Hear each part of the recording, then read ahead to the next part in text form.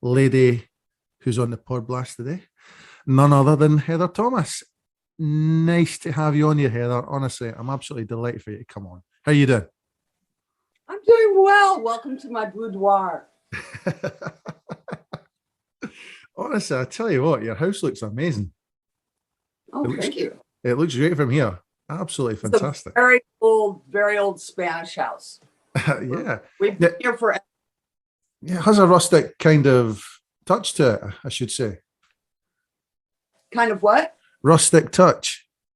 Yeah, it's a little rustic. It's California Romantica. You know, you'll see beams or lots of tile and the walls are very thick. Yeah, it's fantastic. Honestly, it looks really glorious, really glorious. And you know, it's just so great to have you on. You still look fantastic, by the way. Thank you. You're welcome. You're welcome. We try. But gee whiz, I feel nervous here. Anyway, right. What I'm going to right. Don't take it. Don't touch anything on the ground. Wait a minute. No. Let him mess around with it. Just let him with his. My dog, he'll photobomb eventually. So what kind of dog is he? He's a golden retriever. Come here. He won't jump up. He's a huge golden retriever. Brilliant.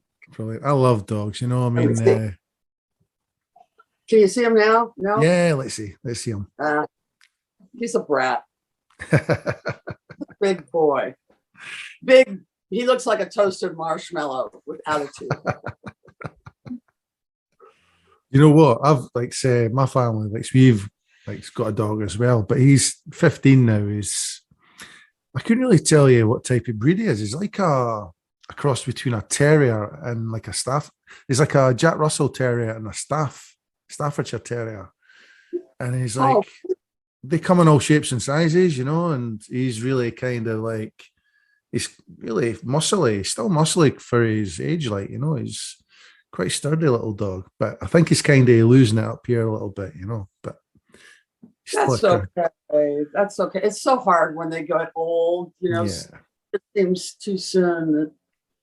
Whenever I lose a dog, it's like the end of an era. Yeah. My life. You think of all the things that happened in your life in the span of the life of the dog. It's weird. That's the thing, though, and it's like, I mean, I've obviously through my family, we've had a few dogs, and honestly, I am sobbing like a baby when it's that time for them to go over the Rainbow Road. You know, it's really sad, isn't it? Really I'm the mom. sad. I always have to play Angel of Death, so I'm always one that's giving them a big pink shot, or with the doctor doing that. Totally. It's part of our job. That's why we love it. Yeah, absolutely. And you know, it's when you get a dog, they're not just like an animal, they're part of the family, and they're just like a little person, aren't they? Just like a little person. That's how I look at them anyway, you know. They don't care who you are, they're still gonna fart. And you know, they just do what they need to do. Exactly. Equalizer a dog. Oh, I could see him now. We could see him. He's such a pill. He's a cracking dog. Right. Well, there's a tail going through here.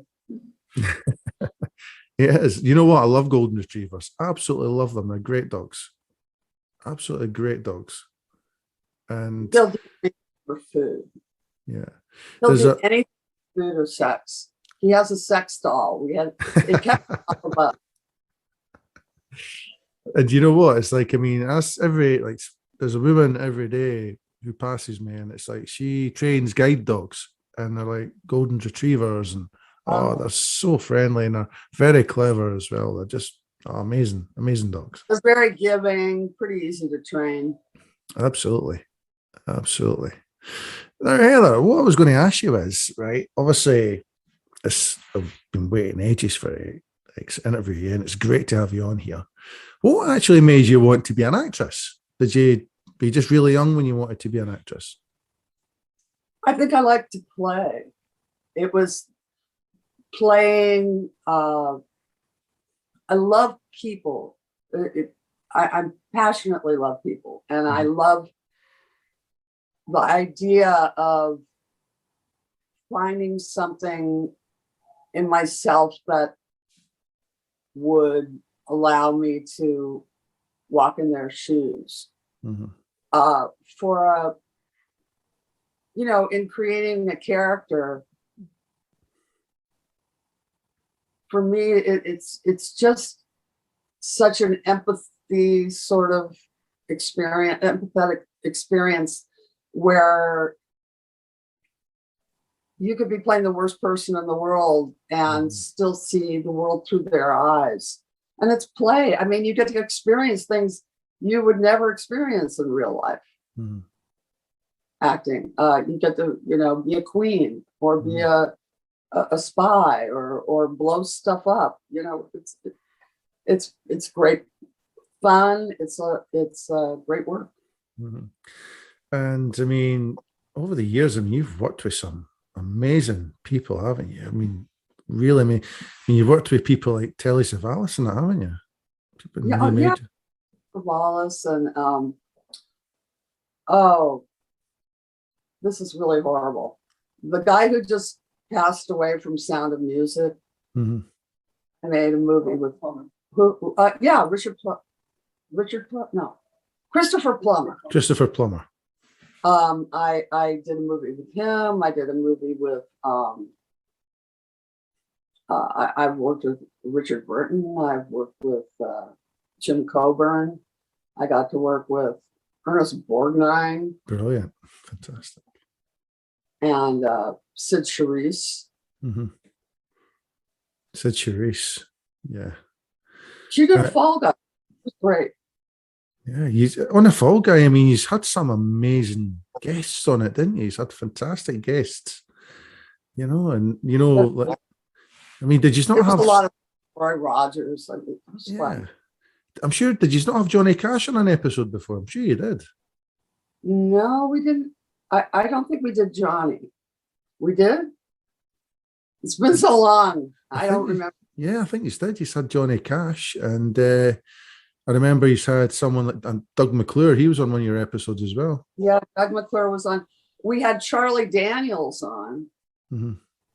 And we had everybody from boxers to diplomats. We had great guests, fun guests too. Fantastic.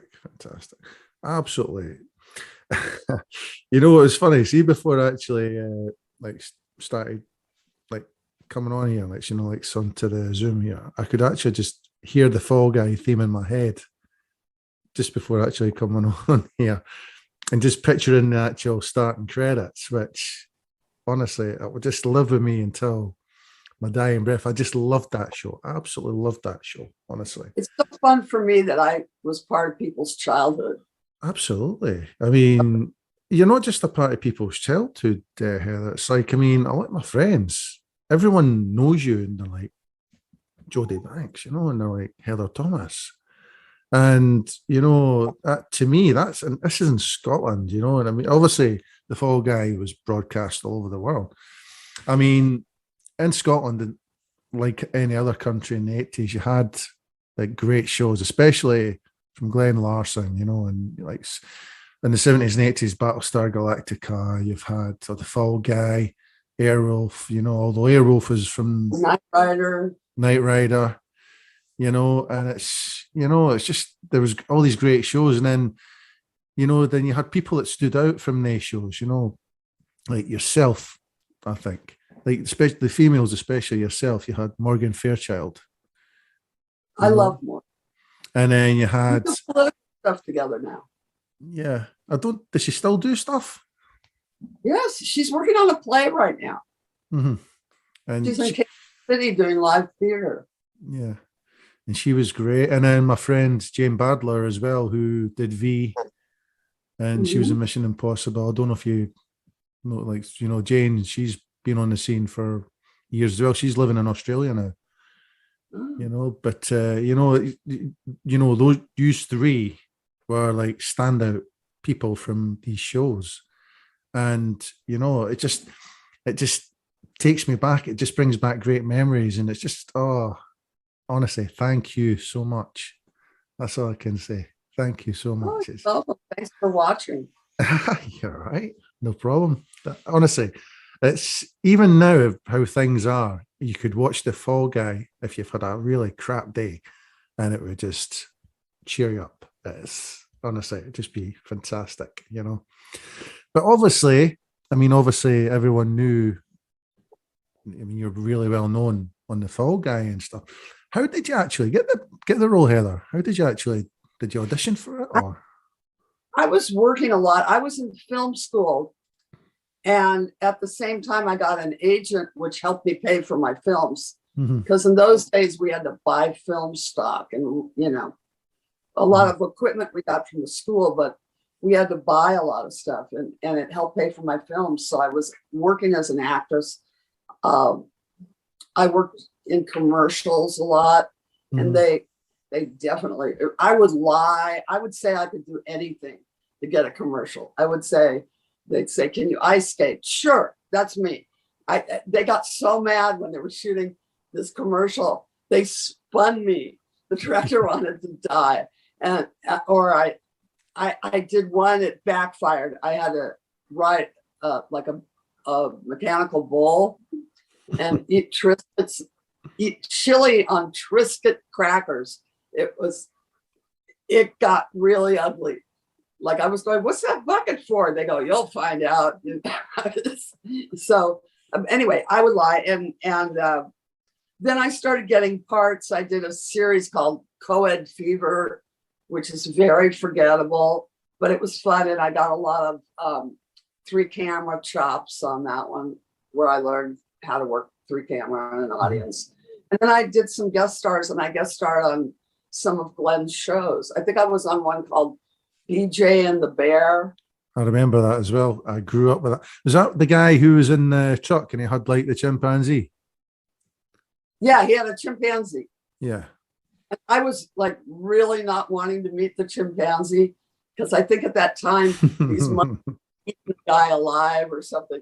I was just like, they kept bringing that chimpanzee in the shot, and I'd be like, I was terrified.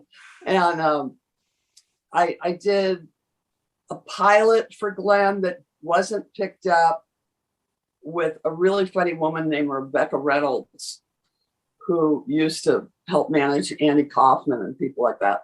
And she was hysterical. And she was a comedian. And then he had me come in to read for Fall Guy. I was off doing something, and I just kind of ran in there, and it was to read for the network. And Glenn like grabbed my hair and put it in a ponytail, and Lee Majors licking his thumb and wiping off the makeup, because I had just come in from being out with girlfriends, and they gave me this call. So they wanted to make me look a little more roughed up, and we read together for the network and Doug Barr, and they liked the pairing. I got the part. Fantastic. But can you give me a little second here, Heather? Just give me one little second, okay? Okay. Robin, where's that cigarette? Oh, I'll put it in the room. I didn't want to let it go. Oh, where'd it go? I told you it was a second. That was a second.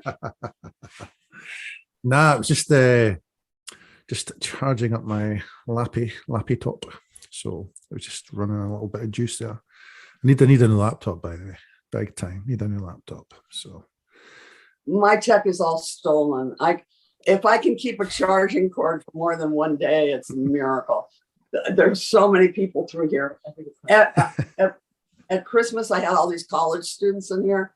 I think if someone had tried to burgle our house, if someone had tried to rob us, they would have been rolled for their charging cord. They would have beat the robber up, taken his car, and brilliant. Stolen his plug. You can't keep a plug or cord here. Yeah. Never. So did you have a nice New Year time? I did. I really did. One of my grandkids, he was in Florida. His dad took him there to see his parents, and he caught COVID, and it wasn't bad, knock wood. He was, he's back now, but he had to miss Christmas. But that was, so one of my sons-in-law and one of my grandkids was missing, but I got to have the rest of the family, you know, nephews, nieces. We all gathered. I have a testing machine. One of my husband's clients bought him an Abbott testing machine, the kind where you have to put that really long stick up your nose. Oh, yeah. And it's a really good one. It's an Abbott. So we could test everybody before they came in the house. And we had a great Christmas. Fantastic. You know, I could remember, is it when I first got my first PCR test for, obviously for COVID. And I was doing a movie a couple of years ago down in England, and it was a movie called Benediction. And what had happened was I had to go down, it was being filmed near Birmingham, but I had to go down to London for my actual test. And it was kind of in the Fulham area. It's a really lavish part of London where I had to go for it. So it was like a little church building I had to go into, right? And like the little nurse woman, she says, okay, bye-bye. She gave me the big stick thing. Well, she had the big stick, and she says, just what you do is, she says, just stick up your nose and, well, stick it in your mouth and then up your nose and stuff. And I tell you, I had it up my nose, and the tears were streaming down my eyes. And when I had it up my nose, I'm sure she said something like, further. Honestly, just about touched my brain. Honestly, my eyes were streaming. Really you have to get it deep, because, you know, it doesn't live right at the nostril. It goes up in the system. And where the crannies are up there. It goes, you have to, it's a painful test, but it's a more accurate one. Yeah. But I'm sure she was laughing when I had up my nose. I'm sure she was actually. Well, she's probably like. We're finally getting tests in America where we have such a wonderful president. He's making sure that insurance has to pick up the price of your test. So we're all going to get these rapid tests. But I like the Abbott a little bit better. But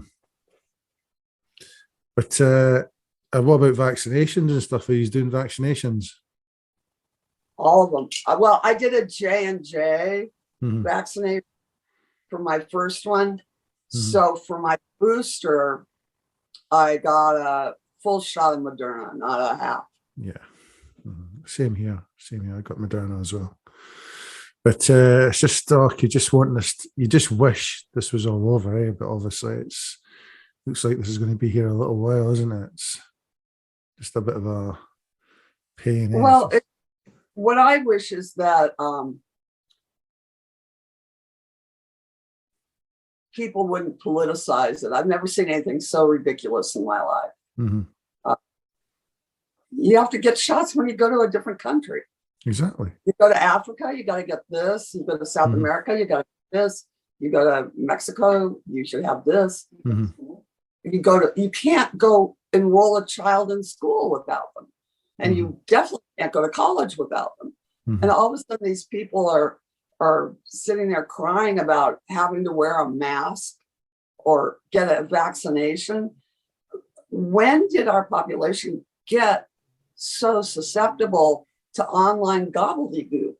Because that's what it is. It's some person sitting on the toilet scrolling, and they find some story and they think I'm going to pay attention to this influencer, this kook, instead of a doctor. Yeah. Why do people think they know better because they have a smartphone? And then the selfishness. It's not just that I don't want to get a vaccination. I'm going to breathe. I want to be able to infect people. You know, they go into this weird aggressiveness with it. I've never seen that. Have you in your lifetime? I never have. You know, you've hit the nail on the head, I think, when you're talking about the selfishness.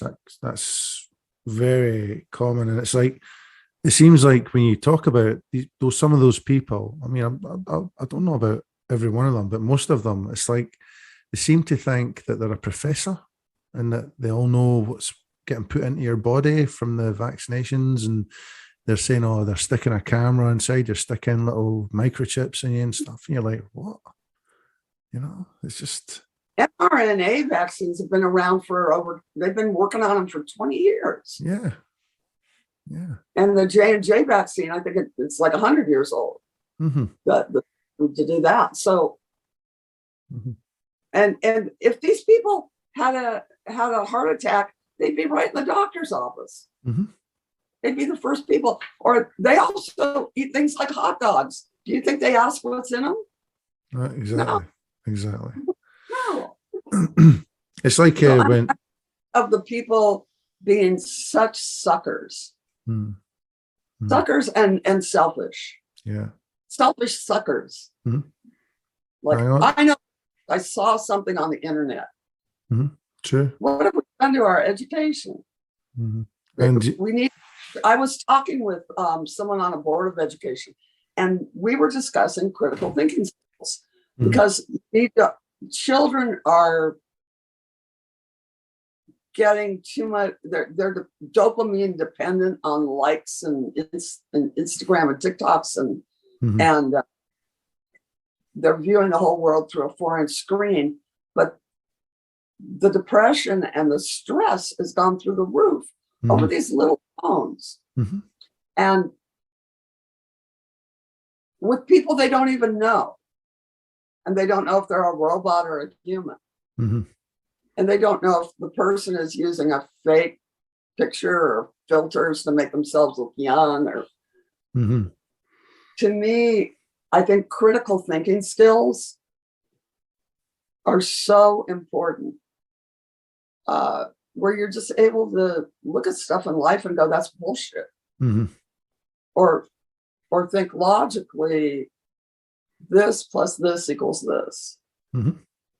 Why am I worried about what a person online says about me? I'm not, it's not like I won't eat if, I don't enough likes.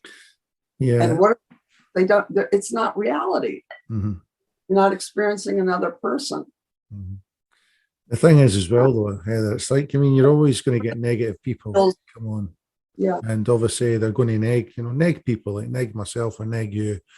And, the thing is just, I mean, I've had to block a lot of people because, just because of negativeness and because of what I do, it's like, because of, like, so obviously, I mean, I'm from Edinburgh. I mean, I'm from the same part of Scotland as where Sean Connery was born. I like Sean Connery was one of my inspirations to becoming an actor. And you and Sean Connery. I wish I was. But it's like, love the accent. Oh, thanks very much. But it's like, wherever I went in town years ago when I was a kid, my dad or my mum would say, Sean Connery was a milkman in this street, and he delivered milk in this street, and like when before he made it as an actor, and it's just crazy, absolutely crazy, But he was just fantastic, wasn't he? Everybody was somebody before they were famous. Absolutely. But talking about somebody, one person who he had a heroic kind of icon type thing when I was a kid was Lee Majors. I loved Lee Majors. What was it like working with him? He was very generous with his tips, and he loved practical jokes, loved to have fun. As long as we were getting the work done, he loved to have a good laugh. And that was nice. But he taught me a lot about, he goes, here, I'll throw you a close-up, or he would talk to me about what they look for when they're cutting television. He would talk to me about how to move as an actor so they can cut on you, and everything in a little kind of a movement, not always, just a movement, when to settle, when to to be fluid, just ergonomics of acting, which you can't teach in a class unless you really are doing just that, because it's not really acting, it's ergonomics. And it helped me a lot. Taught me how to stunt fight, taught me how to deal with studio executives. He was funny. You know, because I mean, growing up, just watching him on $6 Million Man when I was like a little boy, and oh man, I just loved. You know, we were just lucky to have had all those type of shows here. You know, because you used to reenact them when you used to go out playing with your friends and stuff when you were about 5-6 years old. You know, you used to pretend you were Steve Austin, or you know, when I was about 10, 11. It's like Colt Seavers, just fantastic, just great characters, and obviously growing up watching yourself as well, which was just fantastic. It's just great having you on here. Honestly, it's just so good.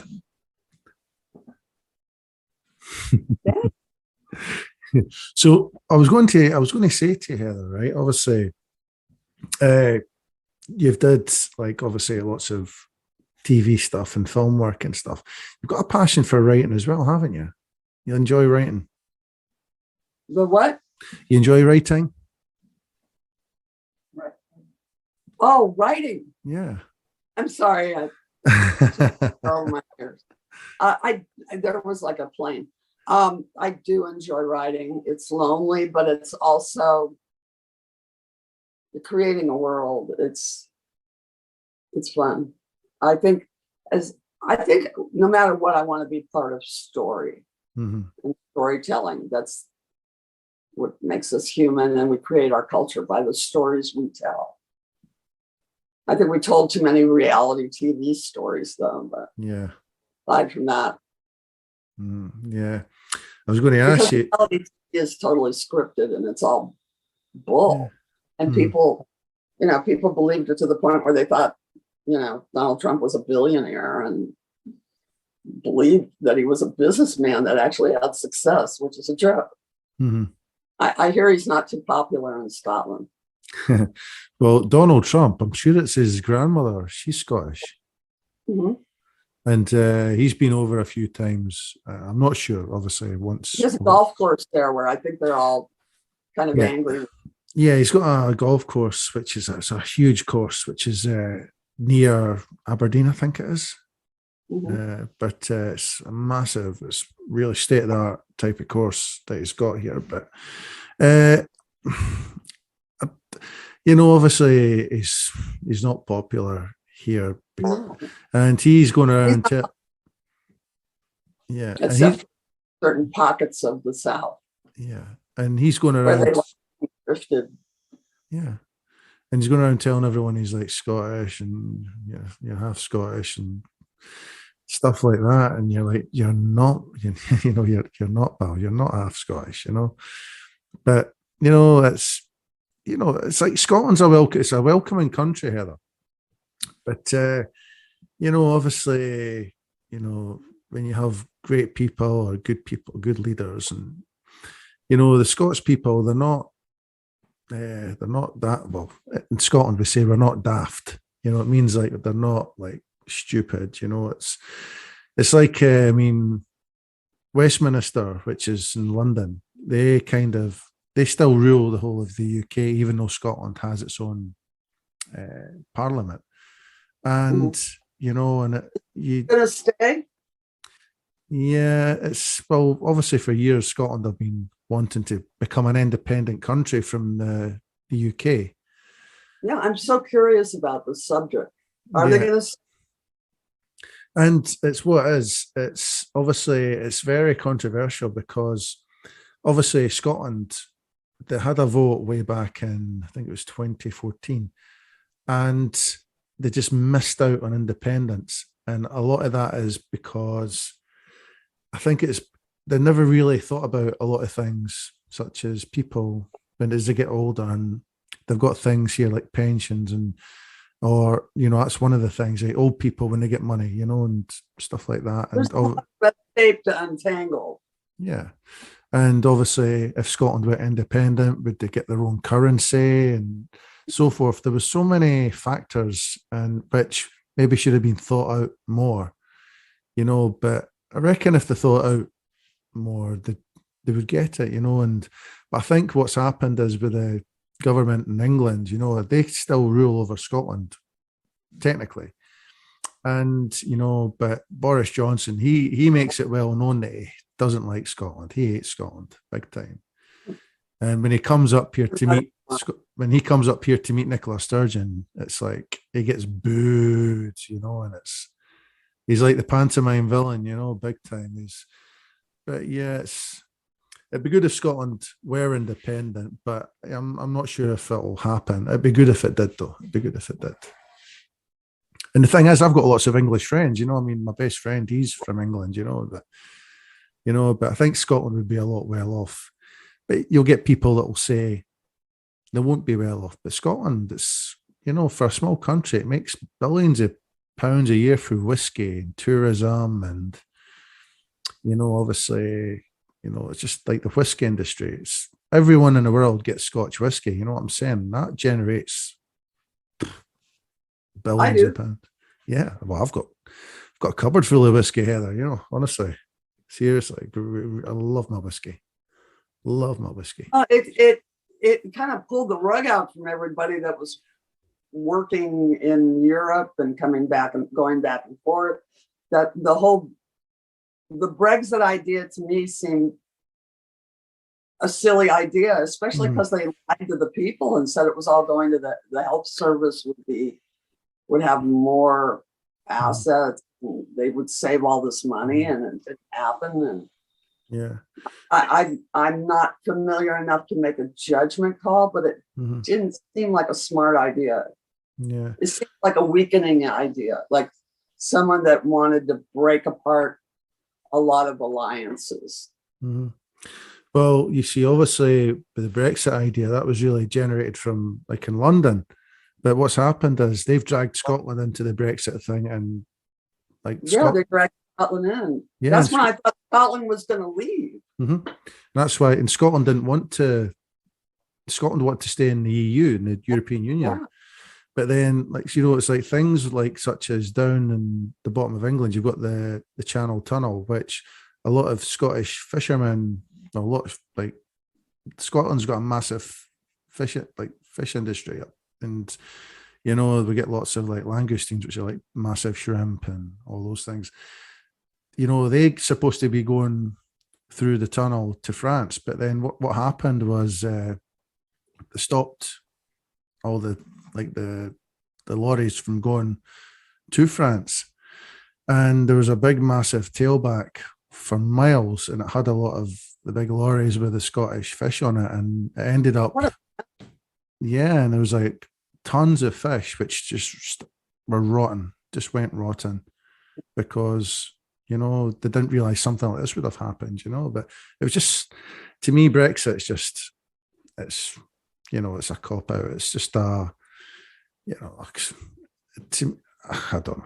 It's when you think about these things, and it's just like a bad idea. Yeah, it seemed a little cruel and a little racist, and not with your best interest at heart. It was more like rage at European people. It was strange to me that you would. I think building alliances and alliances and economic alliances in general, and being able to travel between countries is so important. Yeah. If we're all on, it seemed like someone was trying to break up the European Union so that they could, pick off people, kill NATO, and all that kind of thing. And that's what bothered me about the Brexit. It didn't seem well thought out, and it also was kind of a bait and switch too. I think one of the reasons I personally think Brexit's happened is because, obviously, I reckon it's all down to the refugee thing. It's you get people that get like you get like refugees that get boats over the English Channel to like Dover They and othered the refugee to make the refugees a yeah, big threat to, and at the yeah, same time, they did that to manipulate people. But somebody benefited a lot financially from that. absolutely, It absolutely. was probably Nigel Farage's crowd, Mm, and mm, uh, it just didn't seem like I'm sure. I don't think the Queen was into it either. To me, it's sad because it was so easy to be in London and then mm, just go to Paris to shop for the day, mm, yeah, and you had to think about currency change. mm, You didn't have to. There wasn't all these extra taxes, and then you have to declare stuff differently, moving between from the UK to Europe, but I can't imagine it's like a big financial benefit. But I don't mm, know. mm, I'm an actress and a writer out in California. I have no idea. I'm yeah, really not yeah. qualified to discuss it. Yeah, I know. Same here. It's like I'm not a politician. It's just you don't know. It's like you get different newses, and they've all got their own versions of kind of what's happening. But yeah, we could be could be chatting about this all night. But They always boogeyman. These people are taking from you, and they're going to ruin your way of life. mhm. It never happens, but they always scare people about it. Yeah, that's the thing. That's the And thing. they But amplify, like they say, oh, the gang members are going to kill you and your family, mhm, coming. So mhm. you have about as much chance of that happening as being struck by lightning, Yeah, unless you live in the barrio next door to them. mhm, And even then, that's more of a local gang. Like he kept saying, MS-13 was coming over the border, the MS-13 gang. That started in LA. It was mhm, Salvador that didn't like being pushed around by the mhm, Mexican cartel. And they just wanted to set up a boogeyman and say, I will protect you from this, and he won't. mhm, And then say, oh, when this industry leaves America and uses workers in South America, we'll charge them tax to sell their products in America. He never did that. Trump never did that. mhm, But he got all these people to say, oh, he cares about me. mhm. Yeah, I've been finding that happening over and over again. They always they need a bad guy to set up as a villain who's mhm. attacked. Now, liberals do it too, Almost but like almost like really a is, James Bond villain, eh? yeah, sort of. But it's like a formula. I'm I'm an old bat. I know I've seen it happen over and over and over again Mhm, with politics.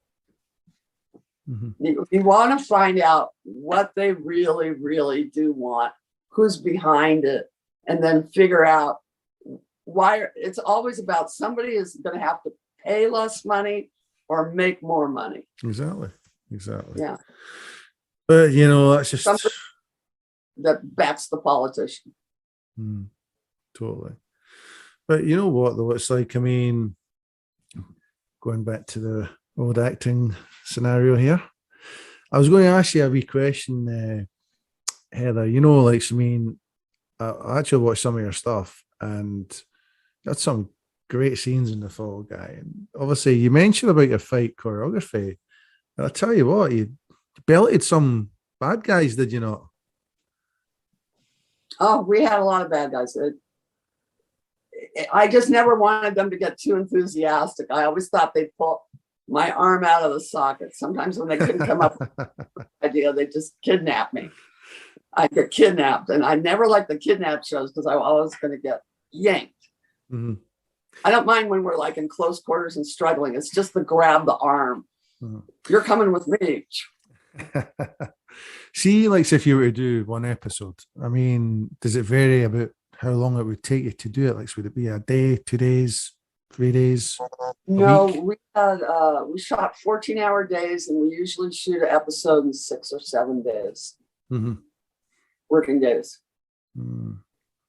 And see, after, I mean, how many I mean, did you get a rest after doing the first episode and then go on to? 112 126 or 112. I don't quite remember. Mm-hmm. So after you would finish your first episode, would you have like 2 days rest or something before doing the next one? No, you start the next day on the new one. Would you be tired? Sometimes you wouldn't read the script the night before. You might, like, if you had a really long day, you'd go, okay, I know my character. I'll just wing it in the morning. And you get there at 5 a.m. and I'd find out, like, I walked on the set once and there were like 100 Elvis impersonators. Or I walked on the set once and there was like 100 little people. And I had to say, am I hungover? I don't know. There would be like, there was an orangutan once, you know, or something like that. Or this is the part where you're going to drive this giant truck and you're going to hit this mark. I'll put a mark the size of a nickel on the ground, a Band-Aid, and you're going to put the right front tire on that at a 45-degree angle, you know, and you're going to slide into it. You know what I think would have been really cool if they had a crossover between the Fall Guy and Knight Rider. That would have been cool. A lot of car stuff. I love car stuff. It was fun. And you know, but I love that show as well. I love Knight Rider. But I mean, you went and appeared on quite a few shows. I mean, you worked on TJ Hooker as well, didn't you? Yeah, I did TJ Hooker. I did. You did Love Boat. I played a hooker on TJ Hooker. How did that feel? It was fine. It was a great role. How did William Shatner? He's lovely. He's nice great. Guy? Yeah, he gave me a ride to a party we were both going to afterwards. It was a friend of ours, a mutual friend, Michelle Phillips, who was in the Mamas and the Papas band. It was her birthday, and so we went to her birthday party.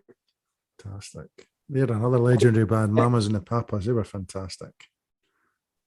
Yeah, he's great. And also, when we did Battle of the Network Stars, we have to do this kind of physical contest every year. He was always the team captain. So fantastic. He was a good organizer. He was a good captain, Captain Kirk. Fantastic. Yeah, you know, oh man, honestly, it's like another legend, William Shatner, you know, just fantastic. I mean, you must feel thrilled to have worked with so many talented people. There are right now walking around Hollywood. I see all of them. My husband's an entertainment attorney, so I see everybody. Fantastic. Absolutely fantastic. And it's like, I mean, that's one of the things I would love to do one day is like actually work in America, you know, like do an actual film there, you know, it'd just be really fantastic. It's just, you know, but obviously, I mean, you get lots of, obviously, thousands of people, especially from the UK, that will go over to try and realize their dream type thing, especially like a lot of young people. So he's maybe had a lot of kind of younger people from England or Scotland or wherever to audition for stuff and, you know, get on to, you know, but it's you know, I'd love to just go to California and just see that big Hollywood sign. To me, that would just be a big, massive thrill. That would just be amazing. Absolutely amazing. So do you kind of like, are you quite far away from that, Heather? Like the big Hollywood sign? The Hollywood sign is northeast of me. Mm-hmm. No, it's more north. Would you say it's northeast, right? It's that way. East. Mm-hmm. It's definitely east. It's the same mountain. It's east. It's the same mountain range that I'm looking at now. I'm near the beach. I'm on Santa Monica Canyon, the edge of it. Mm-hmm. Like there's the Riviera Golf Course down there, and then there's Monica Mountains. And I'm on the edge of a canyon. And if I just follow that mountain range, eventually it'll have a Hollywood sign on it. Fantastic. So you quite near, but have you not quite near vineyards as well? Is it not like vineyards near your house? I'm not near what? Vineyards? Vineyards? No, the vineyards are up Santa Barbara and beyond. Mm-hmm. Malibu, there's some vineyards in Malibu. Yeah, that's true. Malibu's. Malibu. Honestly, I would love to go to Malibu as well. Honestly, oh man, it's just one day. You know what? I'm just one day. I'm going to go to California and just sample it. And it'd just be fantastic. Brilliant, especially Malibu. You see, when you watch some of these American shows, they talk about Malibu, and you're like, oh, even just saying Malibu, it just sounds amazing. Sounds fantastic. There's so much coastline like that. Fantastic. I bet you've got a lovely beach outside as well. There's so much coastline like that. Wonderful beaches all over down the state. Fantastic. Right. So I was going to ask you, right? I'm going to kind of finish on this one, Heather. What does the future hold for you? I mean, have you got anything else coming up? Like, so you doing anything? I'm open to everything. I'm working on. This is going to be a very large year politically. We're hoping that our Congress passes voting rights laws because they're very strange. Trump managed to put some very weird sycophants in state legislatures. And a lot of times the Democrats don't pay enough attention to down ballot offices, but it's going to be really whether we're allowed to have free and fair elections again in America. It's that serious. And the Trump people, the Steve Bannon people, they basically said, let's just break the law and see what happens. What happens, because we have enough backers that they'll not miss democracy. That's crazy. Crazy. And they're a minority. They're 40% of Americans, though, were able to be convinced that without any evidence whatsoever, it's like the vaccines. They told them that there was election fraud, and they really thought there was a problem. And suspiciously, the only problems were in places where Black people lived in concentration. It was just a hoot. And they believed it. And you saw there were like kooks that ran in the Capitol, and we're finding out that was a lot more organized because some of those paramilitary guys are very close with Trump's friends. And they really wanted to, he had come to the end of his rope. He thought he could bully people into flipping votes for him. And when that didn't work, he decided to maybe murder a couple of people in Congress to cause chaos and declare martial law. He was refusing to peacefully change power. So this year, I'm putting a huge amount of energy into activism and working on helping voters vote. And we're just keeping fingers crossed that we'll pass voting rights legislation. And I'm going to get as many people registered as I can, get people voting, and help them vote. So just say you're looking at 3 to maybe 5 years' time, would we be looking at a Senator Heather Thomas? No, I'm not qualified for any of that crap. No. I'm not qualified. I just want to do my little part to help people vote. And I'm an activist for feminism, and I'm an activist for the environment, and I hate racism. So I'll fight those. Yeah. It's an absolute, to me, I mean, racism, it's an absolute cancer of the world. Even now, in these times, it's horrible. And you still get, and there's no need for it. I feel blessed to have so many really nice friends of different colors, different cultures, and and they're lovely, lovely people. It's everyone's equal, but unfortunately, you get people that don't think that way. It's horrible. To be made afraid of something they don't know. Yeah. And 99% of the people that are racist, they don't have any exposure in a friendly working environment, and if you open your eyes and just want to listen to that person, I think everybody's a jewel, and you're, like the human race is treasure, and you don't want to miss the jewels that everybody has, even the crap people, but there's, even assholes, sometimes there's a jewel in them. You never know. So I don't understand why everybody's such a chicken shit now. Usually racism is you want to keep them oppressed in order to make money and feel better about yourself, or you're scared, and usually both. Yeah, we're all the same family in a big picture. We're all Americans here, and we've been polarized by advertising, which was doing it a long time ago. It was saying children know better than parents, wives know better than husbands, husbands are stupid, or husbands know better than their wives.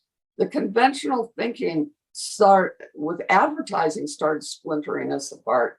And then those advertising people, worked with politics, but most political movements need to other somebody in order to become successful. They need a scapegoat. It's the Jews. Why are people picking on Jews? What have they ever lost? Nothing. Why are people picking on anybody of a different race? What have they ever lost? Exactly. People are telling you you're losing something more than actual loss. And then there are those that are racist for like monetary purposes. So that's it's you've hit the nail on the head. It's all like greed. Whatever happens, it's just like greed and corruption, isn't it? Which kind of like it's never going away. It'll always be there. You just got to work on. You've got to fight, because right now we're at the mercy of a couple of billionaires that own media. True. And zeitgeist is like at the mercy of that. And so I'm going to be doing another thing later today where we're going to be discussing, will we be able to ever have truth again? Like a universally agreed upon view of reality. This is wet, this is dry. True. But, it's just, I don't know, it's like the world. It's just, there's a lot of things wrong with the world just now, obviously. And, just hopefully, as you said, it can get shit back, and just people can just see normality. I'm doing this. I'm going to work this year towards trying to help preserve the beautiful things about my country. True. I'll be a democracy conservationist. Yeah, well, I'm looking forward to seeing like how you do things, like when it happens, But I tell you what, though, going back to the old acting, Heather, would you fancy getting back to doing some films or that, or back into TV? Sure. The parts are so good for women my age. I've got all the kids out of the house, but they keep coming back. But I've got my kids out almost totally, and it's great. So I have some time for me. Yeah. So what do your grandkids do when they see you on the TV? I mean, do you ever play them reruns of like The Fall Guy or any other films or that you've been in? Not like Fall Guy. I think I think I'll work again. Yeah. I got plans. I got big plans.